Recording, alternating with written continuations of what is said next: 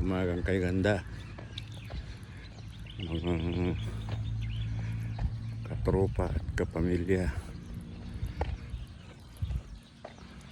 Today is Sunday, April 19, market day or sikat day ng bayan ng Camalaniugan.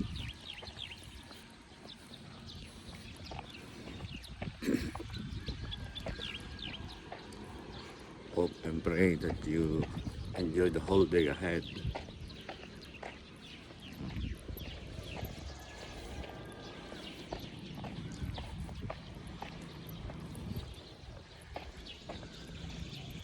Hindi na ata bumalik yung mga teachers at saka yung grupo ng Balikbayan kahapon kasi konti lang na yun.